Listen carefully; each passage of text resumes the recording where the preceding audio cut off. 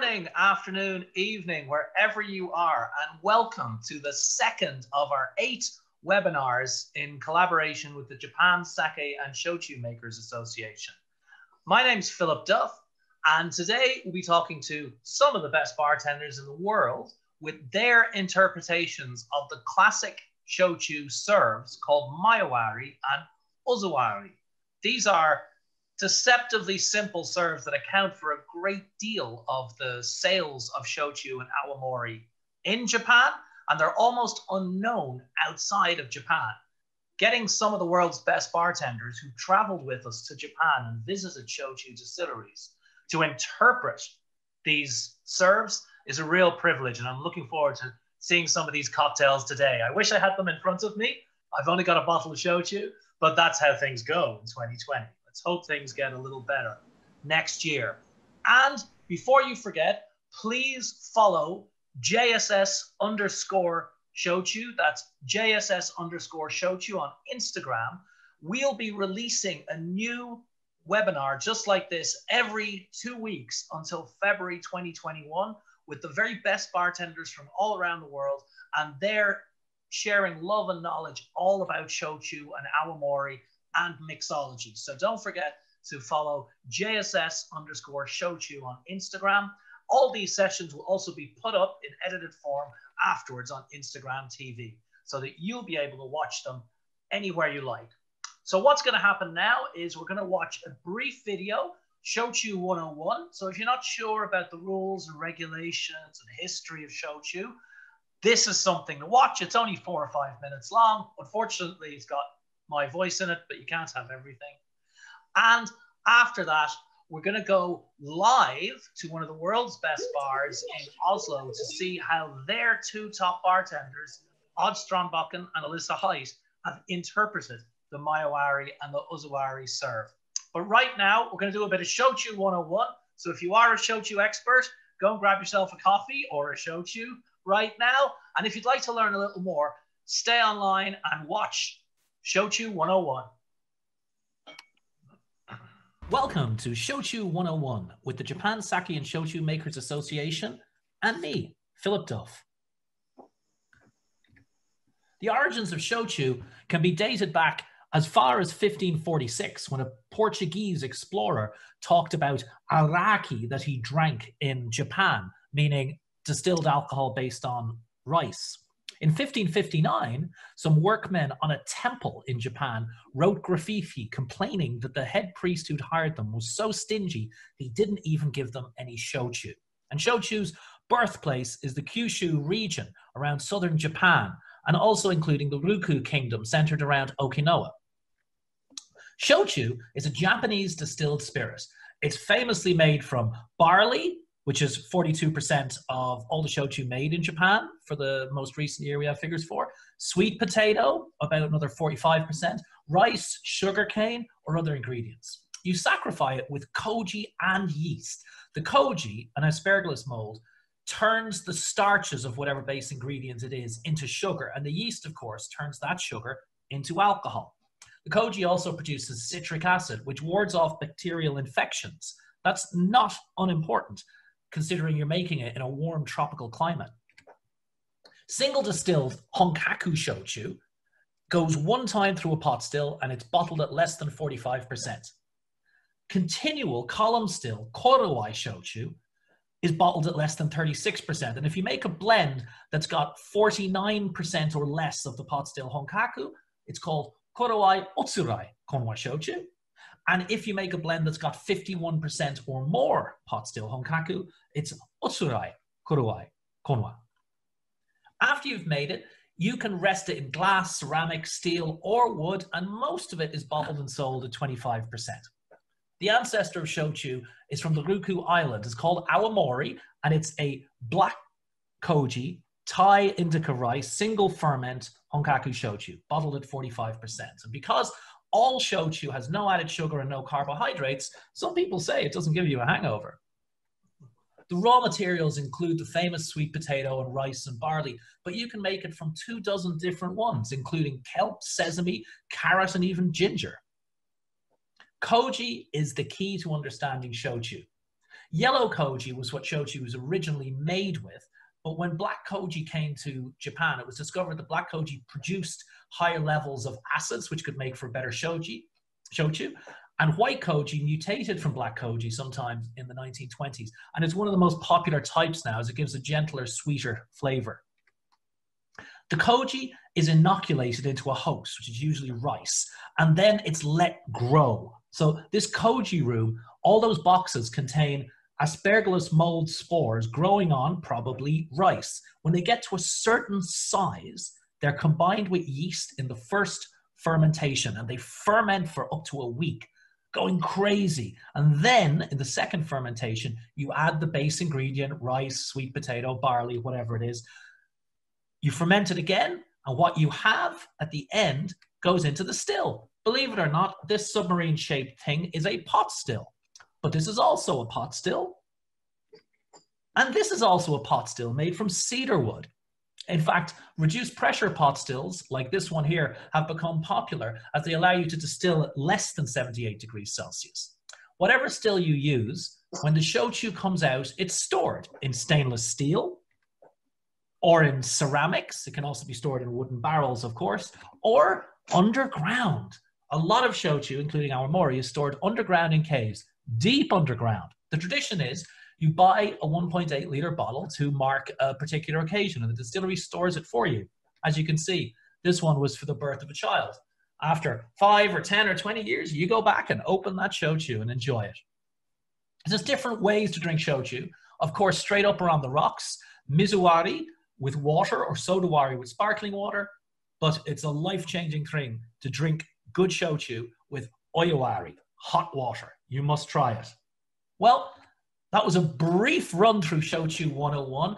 Thank you for joining me, and please continue your educational journey with the JSS. All right, so welcome everybody who's joined us in between. There's friends of ours from all over the world. And a quick reminder that the edited version of this whole seminar today will be up on JSS Shochu's Instagram account as Instagram TV. So you'll be able to watch it and share it with your friends in a week or so when we're done with editing. And we're doing one of these live webinars every 2 weeks, right the way through to February, moderated by myself or Don Lee, and featuring the best bartenders from all around the world who've been to Japan with us and have shared our tremendous love for shochu and awamori. Okay, it's time for me to admit something embarrassing. On one of my first trips to Japan with the Japan Sake and Shochu Makers Association, I was traveling around parts of Japan like Okinawa that I had never been to, and I was seeing these crazy stills and meeting these distillers and tasting koji. It was amazing. And every single distillery we went to, the group of us bartenders, every single distillery, they said, oh, you must have Ori-wari, you know, mix it with hot water. And all of us top-notch bartenders thought, that's far too simple. We're not going to have that. So the entire week we were there, or 10 days, we didn't have Oyewati until the very last night. We were back in Tokyo and we were kind of done. In fact, we were drinking beers, and just for the hell of it, somebody said, let's order some Oyewati, you know, shochu and hot water, just to say we had it. Holy hell. It was the best drink that we had on the entire tour. And no, but there was no screwing around. There was no dash of bitters or a little bit of sugar or a squeeze of lemon. Just shochu and warm water. It was life-changing, as I said in the webinar. And it's something we're going to get into a little bit. We see the cocktails from Odd and Alyssa and Juris and Tom in a moment. But it's important to do a little bit of a background to this. Of course, if you like Japanese whiskey, you've probably heard of Mizuwabi, which is mixing with ice and soda. And Mizuwabi, Mae-wari, and Oyu-wari are all very popular in Japan. You can get glasses such as this one, which has all the proportions on it for various mixing. And it's thought to all have originated in and around Kagoshima, which is one of the major centers of shochu production. And the golden ratio, both for Mae-wari and Oyu-wari, is 6:4. So 6 shochu, 4 water. It's always honkaku shochu. You always dilute it, 6 parts of shochu to 4 parts of water, and you store it for between 1 and 10 days. You would think, really? Shochu and water, waiting for 10 days? It has a tremendous effect. The integration of flavors is remarkable. All the more so if you take Mae-wari that you stored for 1 to 10 days, and then you heat it up.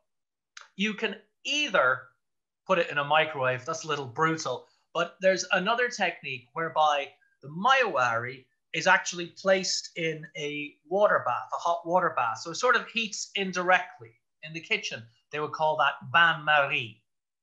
But you can also, if you're a bit of a savage, just add 4 parts of not quite boiling water to 6 parts of shochu and stir them up and enjoy it. It's a great drink, but it's also, I think, an even greater inspiration for people with talent. And speaking of that, we have 2 of them right here. Good afternoon, Odd, Alyssa, all the way from Oslo in Norway. How are things there? A bit earlier, so... I don't want to make you guys feel embarrassed, but if you're just tuning in, Himcock was recently crowned as number 30 in the world's 50 best bars, which is an incredible achievement for any bar, but particularly one up in the frozen north of Oslo. Did you guys have a little celebration when the news came out? For about a week, yes, that's right. So it's our 5th year now on the 50 best list, and we couldn't be more proud to earn the recognition from our peers and our guests. So it's a great indicator that people actually like the things that we're doing here, which is nice. And let me ask you, Alyssa, if somebody said to you, you know, what's the sort of philosophy of cocktails and drinks at Himcock? How would you explain it to them? Well, I think that one of the things that I really appreciate about Himcock is that they really harness the local ingredients around Oslo and in Norway itself. So you described Norway as kind of the frozen north, but it's actually really verdant, and they grow a lot of really great fruits and vegetables that you wouldn't really expect from around here. So they've taken a lot of those and incorporated those into their cocktails in super interesting ways. Brilliant. Well, I think we're all dying to hear what you've come up with. So, Odd, do you want to kick things off and explain what you're making as you make it? Absolutely. I mean, it's like you said earlier, Mae-wari is a perfect style of cocktail that you can make ahead of time, sometimes the night before or even weeks before. And speaking of what Alyssa mentioned earlier, I wanted to bring more of the Nordic flavors with me and some of the things that we do at Himcock. So I have made a cocktail that's now been done for a couple of weeks, and it has a emo shochu, which is called Dayame. I was very lucky to grab this bottle. There was only 2 given to us as a group, and I couldn't be happier that you guys let me take this home. It's a emo shochu, which means that it's made on sweet potatoes, and it uses both black koji and white koji, and it has this lovely fruity smell, almost lychee, very floral, that I then mixed with a stock, which is 600 milliliters of water brought to simmer, along with 5 grams of caraway, which is in the same family as cumin. It has a almost anise kind of aroma and depth to it, along with 5 grams of birch leaves. These are dried birch leaves, local from here in Oslo. And this is actually what we used instead of tea when we were a bit poor as a nation. So I take 450 milliliters of the stock. I mix it with 200 milliliters of the shochu, which is at 40%. So it's not the same ABV as you will find most shochus, along with a little hint of ice plum wine. So it's 50 milliliters of ice plum wine. And this is made just like a German ice wine where they wait for the first frost and then juice the fruit and then make a wine out of it. So it's a quite viscous, quite sweet. It has a lot of depth and a lot of great flavors of plum. And all together, they make this, which is now one of my go-to cocktails here. And all you have to do is to find the right moment to pour yourself a glass over ice and enjoy. And I call this cocktail plums. That is a very special edition shochu that you have there. I remember it. Yes. And your serve would actually be quite strong for a Japanese person because typically, of course, they're diluting 25% ABV shochu in that 6:4 ratio. I've got a question, and Tom or Juris, if you do, jump in as well. But the caraway, was that like ground caraway seeds to a powder or the actual ones? I couldn't see. It's very hard to see, of course. I can see if I can take some on the spoon here and bring it close to the camera. It is whole seeds, but they are Norwegian. So they're a bit smaller than what you will find in other countries. Very popular. We use it in our bread. We use it in baked goods. Aquavits is main ingredient for aquavits. They are team cook. I should know this. Thank you, Alyssa, for saving my little butt.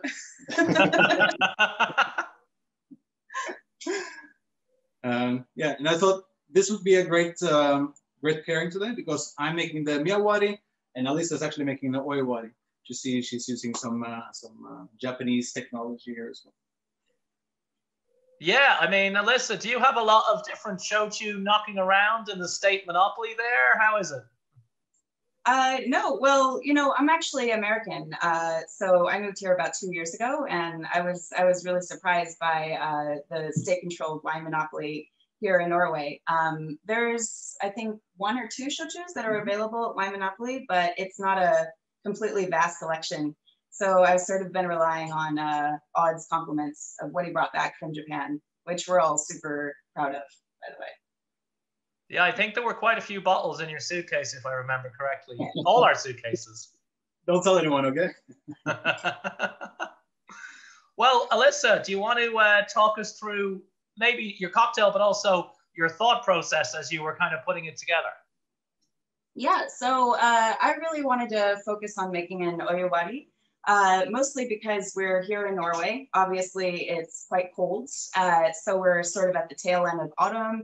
It's been dreary and rainy and kind of crappy weather. So the best thing is a nice hot cup of something really soothing. And I was really inspired by the notes of this soba shochu, which is a shochu distilled from buckwheat grains. And to me, this has a very savory, sort of roasted, rich note to it. And I wanted to make a tea to really complement and bring out those flavors in the soba shochu. So I bet you've been wondering what I have going on over here. This is just a tea that I've been steeping. And it's in a vacuum pot. It's a Japanese designed vacuum chamber here. So it's really just a fancy way of brewing a tea. But I've included some great botanicals that can be found both here in Norway and also versions of them in Japan as well. So I wanted to make a dashi, which is essentially just a really nice umami-rich base of any soup or stock that you can find in Japanese cuisine. So I have 3 components here, kind of some Norwegian, some Japanese that I've decided to include in my dashi stock.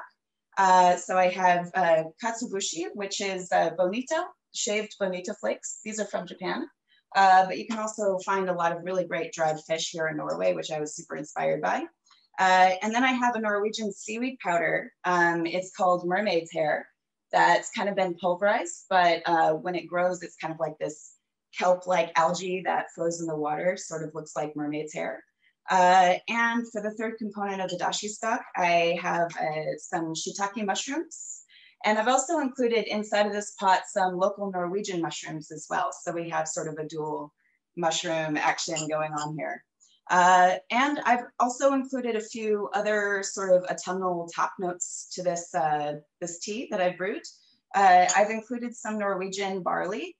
This is chocolate malted barley from Norway, but it's traditionally used just to brew beer. I find it has a really nice roasted quality that brings out the roasted notes in the soba shochu.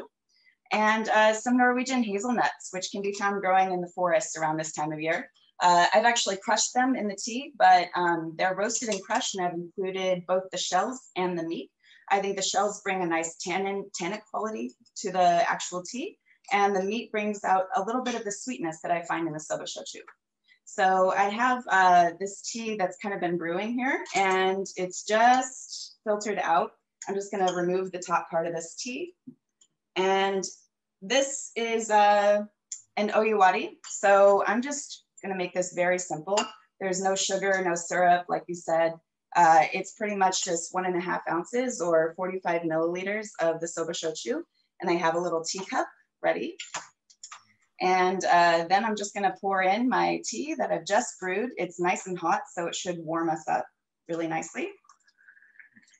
And that's pretty much it. But what I really love is it has such a savory flavor, and then I get a lot of those like malted, roasty top notes from the barley and the hazelnuts as well. And it very much complements this, this buckwheat shochu. So I really love it. Cheers.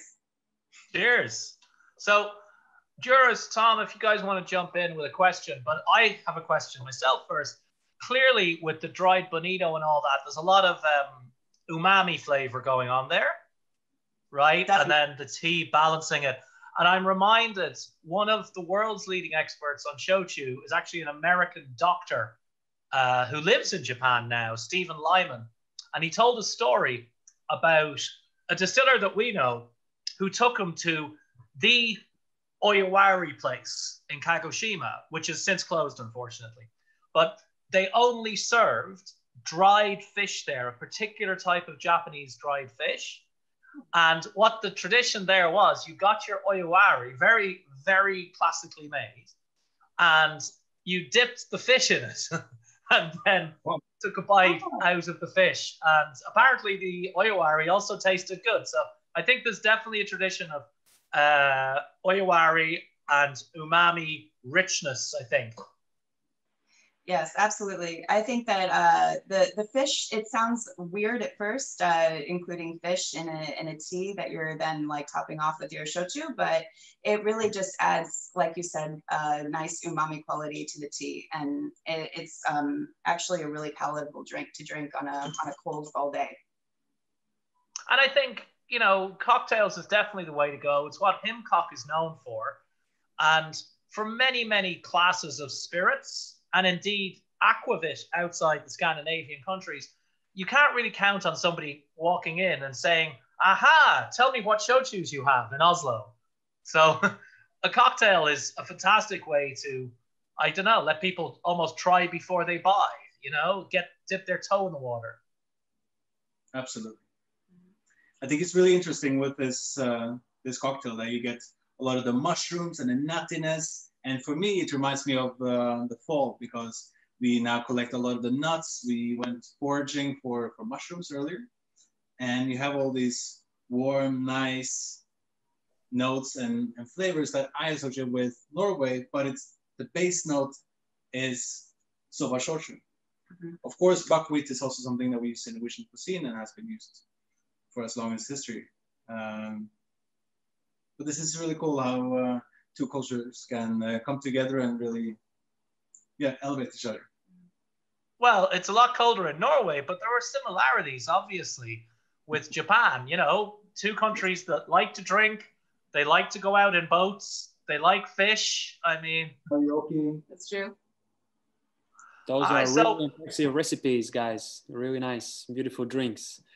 Can even taste. Can't wait to taste them. Oh, how was your reaction when you returned from Japan? Does any of guests ask it to sample some shochu?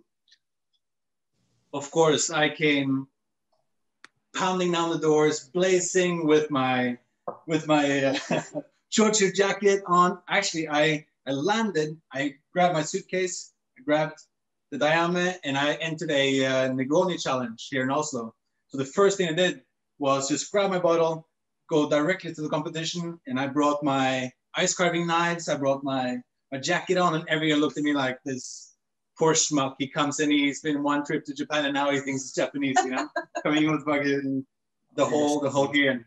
And what I explained to them was my experience when it came to the flavors and how the new, unique, different flavors really elevated the other elements in the cocktail as well. And by the end of it, they told me that I did very well in the competition, even though I couldn't join for the finals. They were all really impressed with the cocktail that I made, which was called 100 Years in Japanese, within the Dayame, Campari, that's been barrel aged in bourbon cask, and a barrel aged vermouth as well. It's really something else. I think that people here in Norway really respond super well to Japanese culture, as they might find a lot of similarities in their own culture. And they all love the cocktail because it brought something slightly new to the table, but it kind of leaned on a lot of familiar flavors that they already were comfortable with. And before I forget, it's good you bring it up, Juris. If you're watching, when we whack this webinar up on Instagram TV, we'll also list all the recipes underneath. So you don't need to worry about scribbling down stuff. And some of them are relatively complex. So they will all be on the webinar when we put it on IGTV in a week or so, or as fast as our friends can get it edited. So from Oslo all the way east towards Riga in Latvia, and Barent's restaurant, which is brand new. I feel sure we're going to be seeing it on many world's best lists soon enough. But Juris, do you want to tell us what your idea was for the place, how long it's been open, and sort of like the philosophy before we get into your and Tom's drinks? Yes, welcome everyone.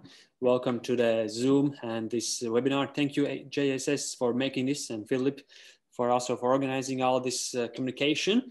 And yes, you are now connecting. I'm speaking from Riga, Latvia. I'm not today at my bar, but my colleague Tom it is. And yes, the name of the place is Barents. This is new open at the restaurant, and also next door is the bar. So there are two places, restaurant and bar. It's more like a seafood restaurant, and also like more like looking for a Nordic and sea flavors. Everything is natural as well. So it's a beautiful experience. And we turn the cocktail and seafood bar together. Tom, can you say hi from the bar? Yeah, this room is a little bit bigger, so it will sound more, you know, different way. So, but yes, I'm here right now. We're actually, it's a lockdown here in Riga, in Latvia, and we're working on a takeaway. Yeah, so this is pretty interesting time for bartenders, because a lot of bartenders needs to be elastic in these times. So I'm trying to help my bar to work on the deliveries. So I'm just driving a car and making deliveries to go for the people. So yeah, it's pretty interesting time right now. I think you got that right, absolutely. And Juris, you were in Japan with us, and we had the various serves. So what was your first thought when I asked you and Tom to come up with a cocktail? What was the sort of evolution of your idea for the cocktail you're going to make for us? Well, that was really nice opportunity to make us cocktails, and of course the first idea was where we'll get the Shochu, because in Latvia or in Baltic countries the Shochu isn't so popular. We had a chances to import our own Shochu, and that's why we have it. Otherwise, if I speak with any kind of bartenders or place or bars in Riga or Latvia or other Baltic countries, they don't know Shochu. So I feel quite privileged that I can be like a Shochu ambassador here. And as well, my colleague Tom, he was the first time trying the Shochu, and those flavors are really amazing. So that was the first thing that came in my mind. But definitely to create the cocktail that fits the Shochu, Japan style, and also my bar identity, the Barents, the seafood flavor. That was the challenge for me. Brilliant. So do you want to talk us through it, as I believe you're going to be able to make it for us at your home bar? Yeah. So we had two recipes. The second one you're definitely going to see later on a video or somewhere written down in an Instagram TV. But now I'm gonna make the first drink. I guess this will be my first official sit-down stirred cocktail. So basically I took inspiration for the Mae-wari style. Apologies for my Japanese pronunciation. I'm definitely gonna learn Japanese one day. So basically what I did, in Japan, how drinking the shochu is that they use the shochu and water. They put it in different rations and they leave it rest for one day, for several days. Depends how much is your patience. And during the time, the flavor changes. So I wanted to use this method. So what I did, I took the water, but Latvia has one of the longest coastlines in the whole Europe. And during this coastline, you can find, after storms, you can find in the sands amber. Amber is a fossilized tree resin. It's a jewelry. It's like a gemstone. And actually the amber has a flavor. Usually those are big ambers, but if you grind it in smaller pieces, like these ones, like small grains, it can give away flavor. So what I did, I created like an amber tea. I took an amber, like 10 grams, on a boiling water for 100 milliliters. I leave it rest for 24 hours. So basically you get the light amber flavor, amber tea. So you infuse the water. So then you take shochu and you take this amber water and you put it together 2 to 1 and also leave it rest at least for 2 days. Then you have a nice light amber flavor and it doesn't overwhelm the shochu flavors and the mouthfeel is unique. So basically I did this. So I have it done before. It's a beautiful color. It's a nice light color from the amber. So what do? You take the ice.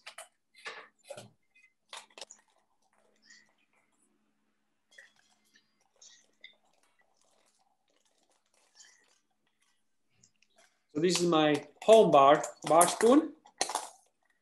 I think we're going to get used to seeing a lot more home bars before the end. Definitely. That's why. A lot of Zooms. Yes. So what we take this shochu amber water.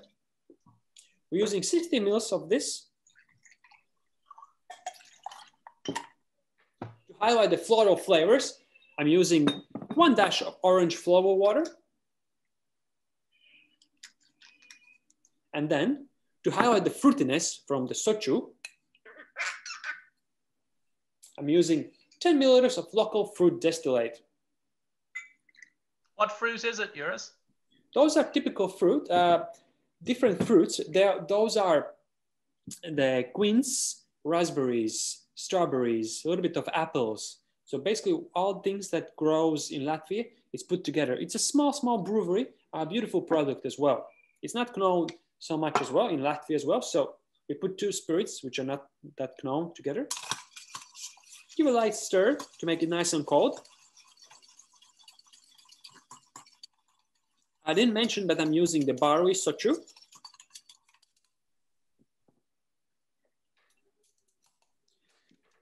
Taking nice, beautiful glass. Pour in. And the drink is ready. There it is. Cheers. So I feel I have to be the one who asks. Yeah. I have heard of amber as a stone, but like, do you have to sort of grind it up into dust to make the water, or does it give a flavor on its own anyway? How does that work? So how does the amber water works? Yeah. Yeah. So basically if you put the large amount of amber, like a stone, it's a stone, it wouldn't give that much flavor. So I grind it in smaller pieces. It's like a grains. And then it gives a light amber color. It's a warm light color. And it doesn't make the drink cloudy, the water, it doesn't make cloudy. It gives beautiful, this tree resin, pine tree light flavor and a little bit of bitterness, sweetness. The flavor itself is really unique. If you try to Google it somewhere in Amazon or somewhere, amber tea, I definitely can have something similar. It's unique product. That's amazing. So the thing is that we match this the Barents sea bar and also the sea flavors, because the amber comes from the sea together with Japanese shochu. So that's how we took inspiration from Japan, Shochu, and mixing something together with local flavor. Could you show us that mix with the amber? Yeah. Because I didn't even see it. You said it's really water clear, isn't it? It's not, it's a little bit yellowy. It's a little bit yellowy amber. I guess my camera maybe is not that strong, but it is. It is. So it's not, so when you cut down the Shochu with water, anyway, it's a little bit dilutes the color. So that's how it is. And what strength was the Shochu you were using? 35. 35. 35, yeah. So that's why I did a little bit of the kick of the local fruit distillate to make more highlight the flavors. Brilliant. By the way, if you're watching and you're here on Zoom and you have a question for any of our bartenders or even for me, please throw it in the chat and we'll make sure that it gets answered. And if you have a question afterwards, just send JSS_Shochu DM or something on Instagram and we'll try to make sure it's answered. We post this webinar. All right, so I wish I was tasting that drink there with you, Juris, but now live over to Tom. Tom, mate, you ready? Show the best. Yes. So you have had your first taste of Shochu was this barley Shochu, right? Yes. What did you think? It's a very unusual spirit, isn't it? I mean, I have been in a lot of places in the world, in a lot of countries. I haven't been in Japan yet, so maybe that's why I didn't heard about Shochu. But that's, I had really crazy experience with it. My first thought was, what kind of thing it is? Because the flavors, the profile of the flavors was really surprising. And when me and Juris tried to make some cocktails from Shochu in our style, then we were really surprised because everything really worked well together. Yeah, every flavor, like it's really good spirit to work with. Yeah, really easy to work with. I mean, it's like candies. Yeah, you put some summer candies and it will be tasty. So yeah, Juris asked me to make a Ori-wari style drink. So what we basically do nowadays, I'm trying to focus on our place and the base spirit. So as Juris already said, that we're trying to put these two connections together. So Ori-wari technique and a highball cocktail is really challenging because you need to use a lot of volume of the base spirit to feel it, and still you want to use ingredients to not lose the style and the character of the base spirit, right, of the Shochu. So I will just put my camera right down here so you can see what I'm using. Brilliant. And somebody already asked Maya what the brand was. It's the Kanahachi barley Shochu, isn't it? Yes, it is. Yes, it is. Brilliant. So I hope that answers your question, Maya. So yeah, for my highball drink, we're using Mugi Shochu based on barley, yeah? So I'm using 60 mils of the barley Shochu.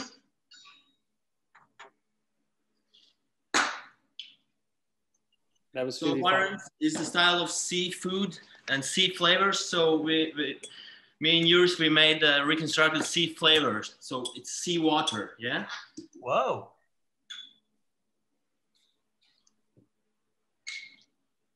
So for the saltiness, I want to use mezcal as well to make it more smoky. But I mean, the mezcal in this way in a small volume, it just not make more smoky, but it can, it can place a lot of other flavors as well when they work together, yeah? So a little bit savory as well. And we made from local dills, like it's dills infused in sugar syrup in proportions 2:1. It's 7 mils. So I'm gonna use pre-chilled glass. I'm not at home as Juris is, right? You have all the toys in the bar. Yeah. So already prepare my ice here.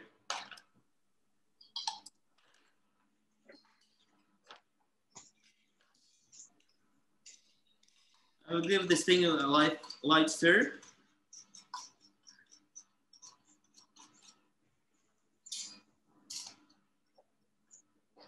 And let's top it up with the soda water as well.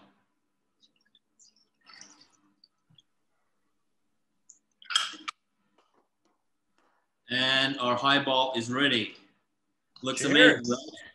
Simple, and the flavors really work together. So I was really surprised when I made this drink because you can feel barley shochu very well. A little bit of saltiness, smokiness, savory, and it's all sparkling together. Like you can drink it in summer. I think you can drink it in winter as well. Yeah, cheers. Cheers. And tell me, I haven't been to Riga in 2 or 3 years, but there's a huge trend around the world for highball serves. Everybody's saying highball, highball, highball. Many of the whiskey companies. Has that really hit Latvia yet? Or? I think not, because I will speak as I see this, yeah? When I go to a lot of bars, I see more short drinks or more old-fashioned style drinks, less highballs. I mean, when we were competing in other competitions like World Class, then I saw that the highball challenge for the bartenders was most difficult, because the ideas which they put it together was not, I think, not so good. Yeah. I saw that they were stressing before the competition started, especially in the highball challenge. So, but I can say that a lot of people have known the whiskey and soda, yeah, because a lot of people, when we say whiskey and soda, they don't really understand how it works together. But this style of drink has been heated here for the last, 1-2 years. So yeah. I'm glad to hear it. One of the weird things, my favorite weird fact about barley shochu is you can make shochu from barley and you can age it in a barrel, but it can't get too dark in color because otherwise then it would clash with Japanese whiskey classifications. So you can only have barley shochu that's aged to a certain color shade. And beyond that, it's not allowed. Yeah, that's a good point. I was super impressed how that so many alcohol has been produced in Japan, and everybody is in under control. Everything is reglement, and that shows how everything is perfectly organized there as well. And all the shochu and whiskey, how they doesn't aging doesn't overtake everything else. Yeah, that's a great. All right, so if anyone's got any questions about the cocktails or shochu in general, just throw them in the chat so we can see them pop up and answer them. Good news for everybody. I just read this morning that they're still saying that the Tokyo Olympics will go ahead next July. So hopefully we'll all be visiting and enjoying shochu then. It's going to be one of the biggest things to happen in Japan for ages. We've actually got one of my mates here on the Zoom as well, David Nguyen Liu. It's a bit of a teaser for the next session on 30 November. It's the Thunder from Down Under. It's Singapore versus Sydney, a sort of a comparison and contrast between how those cities drink shochu. And representing Sydney, we've got Mikey Enright from the Barbershop and the amazing freelance Jenna Hemsworth. They've been to Japan with us. And up in Singapore, we've got David Nguyen Liu, who's one of the most awarded bar managers in the world, who's just finished a stint managing the Manhattan bar there. And he'll be cluing us into how people drink shochu in Singapore, which is a bit different to how you might think it is everywhere else. I'll see if I can unmute him. Maybe he can give us a bit of a chat. But one interesting thing is how to sort of introduce people to shochu in a country or a region that doesn't have much of it. Now, I know people love their Japanese restaurants in Norway, but what's the situation in Riga? Would people only drink sake or shochu if they went to a Japanese place, guys? I think it all depends on how bartenders are working, because a lot of places you see the bartenders love some kind of drinks or style of drinks or spirits, and based on their own interests, they're trying to sell them to people. I think that's not just the local problem. I think it's a worldwide problem for the bartenders sometimes.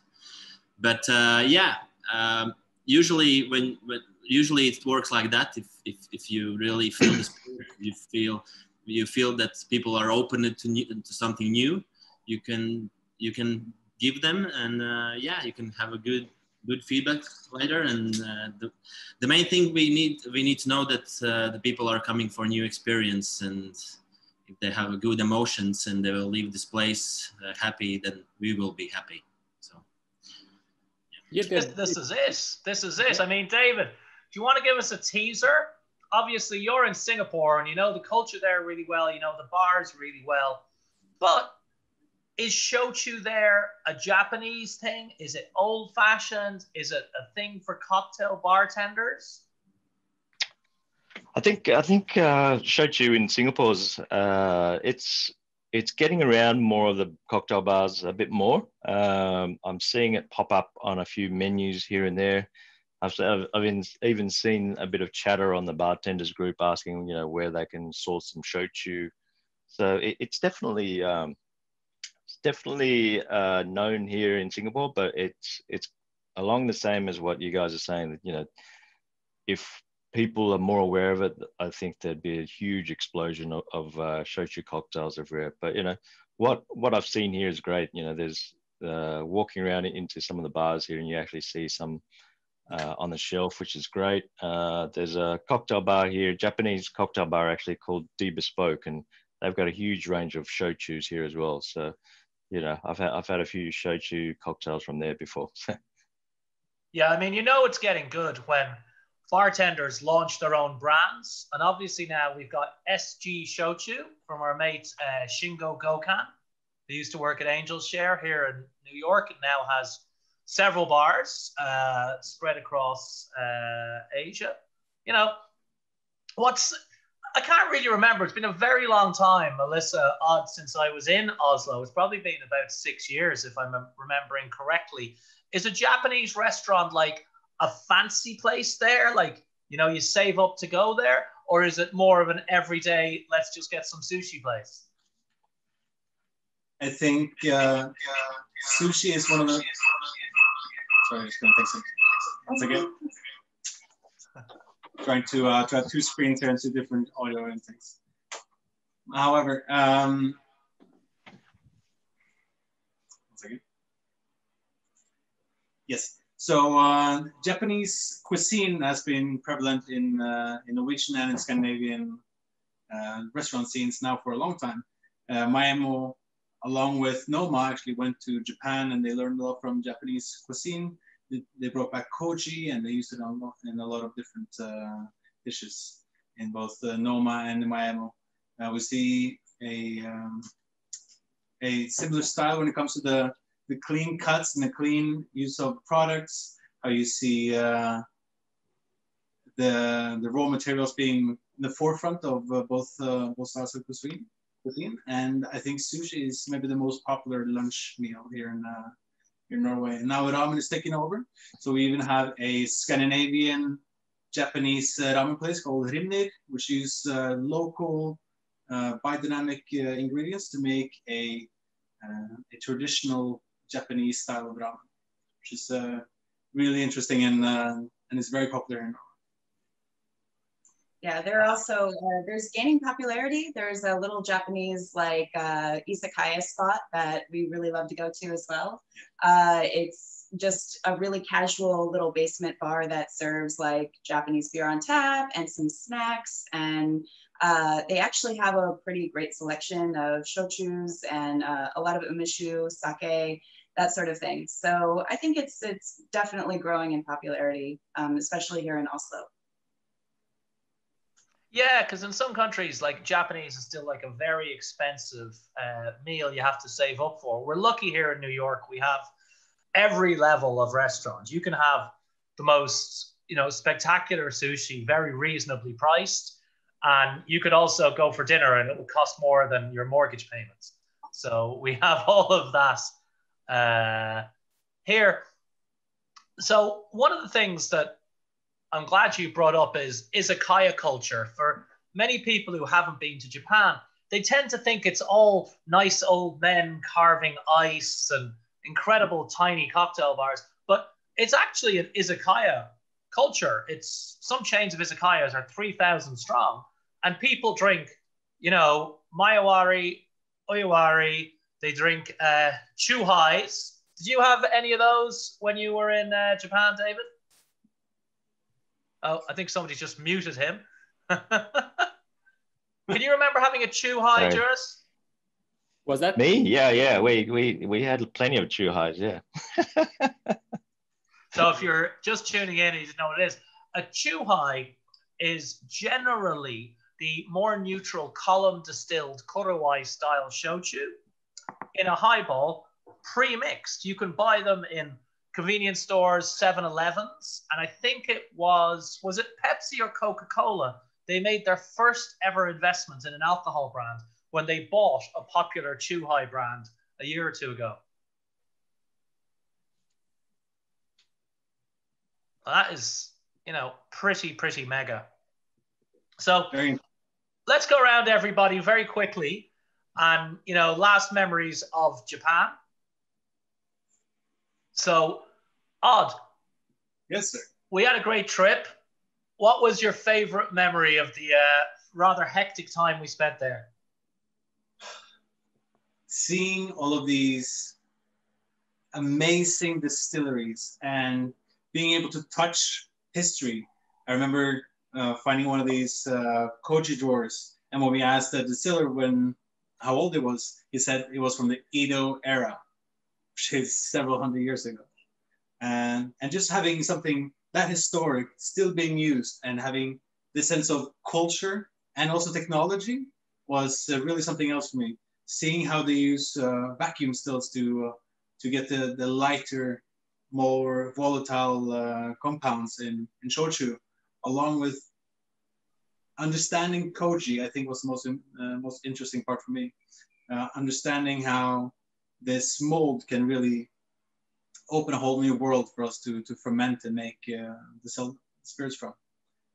Of course, the karaoke was fun and amazing food. I love how precise everything was. The bus was never a minute late, and all the dinners was incredible.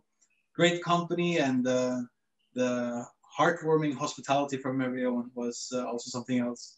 When everyone would wait until we left and bowed us farewell or hello at all the different hotels and restaurants, it was something I really can't wait to go back and visit again. Yeah, it's heartbreaking when you leave a bar now and nobody bows. What about you, David? One happy memory? Oh, look, I think there's so much. I was very fortunate. That was my third or fourth trip to Japan, but my first trip to that area, to the Kyushu area. I mean, I think a few years ago I did make it to Okinawa, and that was my first foray into Awamori, which is awesome. But that trip, yeah, look, I think when you visit those distilleries and see such beautiful culture and the history of shochu, it just amazes you. Like I'm sure we've all been to plenty of distilleries around the world, and you've seen plenty of whiskey distilleries or gin distilleries, but you're not going to see something as unique as shochu distilleries and how they produce it. And you can go from what we saw, some of those huge distilleries, to the little family-run ones, that we got to see. So some of them are so tiny. We just have a question. Yeah. I should probably put it out there in case anyone's just tuned in. There's essentially three types of shochu. There's the honkaku shochu, which is pot still distilled, the korowai shochu, which is column distilled, and there's a third style, which is a blend of pot still and column distilled. Now, when we're talking about shochu here, we're almost always talking about, honkaku shochu, the single pot still stuff. But you bring up an important point, both you, Odds, and you, David, which is koji. Once you understand koji, you understand shochu. And Mr. Izumaya just said, well, what's the difference between barley, shochu, and whiskey? It's simple. It's koji. Koji changes everything. I mean, once back in your bar, Juris, do you use koji to help prepare any ingredients to make your own double fermentations? As we are a new bar, we haven't done yet, but we're definitely looking forward, because the koji is super unique And that's how you can create something new and do the second fermentation or surprise the guests. And also our chefs in the kitchen, they haven't heard about the koji. So for them, even their high level chefs, for them will be nice, interesting to do that. As we are a new bar, definitely looking forward for that. Yep. Yeah, on our first webinar a couple of weeks ago, we had Ryan Chetty-Ordana, very famous bartender and bar owner from London. And I reminded him, the first time we had met in New York, we've met many years ago, he had opened a bar in a hotel here, and it was a kind of a nightclub bar that had been turned into a cocktail bar. So suddenly all these waiters who were used to carrying champagne bottles with sparklers were making, one of his ingredients was a live caramel miso syrup. And this was 8 years ago, made with koji. It was incredibly advanced, and it gives you so many possibilities. So we're going to wrap this up at some stage. Juris, one happy memory from Japan? Everything. The trip was life-changing, and to learn about the Shochu and everything. But as I just can agree to as how David and Odd said about the Shochu and the koji and how they're aging and everything. But one of the funny memories was that losing the virginity of the karaoke with the Shochu carriage. I remember that we were up quite late, and we had time to go from this karaoke place. And the host took us to taxi, and me and Odd, we ran away, and we returned back to the karaoke bar and stay up there a long time. And you should see the host face when she came 1 hour ago, 1 hour later, and find us there. So she thought that we were disappear somewhere. But yeah, all the trip was something amazing, and the karaoke and the Shochu, yeah, the Shochu spirit. Now, for sure, the comment from Maya, we all want to go back to Kagoshima, Maya, so we can't wait to be able to make the trip. And Tom and Alyssa, we'd love to have you come with us on one of the future trips to go around the Ryukyu Kingdom and all the other marvelous places where they make shochu and awamori. It won't be just yet, but as soon as we can, people will be getting on planes and going to experience this incredible culture. So, like I said, this webinar will be online in a week or so as an edited version on the JSS_Shochu Instagram account as Instagram TV. And in 2 weeks' time, on the 30th, me, David, Jenna, and Mikey will do Singapore versus Sydney and Shochu. Try saying that all in one go. And the differences and similarities in that drinking culture. So please follow JSS_Shochu on Instagram. When you have any questions, please don't hesitate to DM them, drop me a line. We're going to put this webinar up with all the incredible recipes from Alyssa and Odd and Tom and Juris. And until the 30th, please stay thirsty. Thank you, everybody, so much. Thank you. Bye. Thank you so much. Thank you so much. Bye. Bye.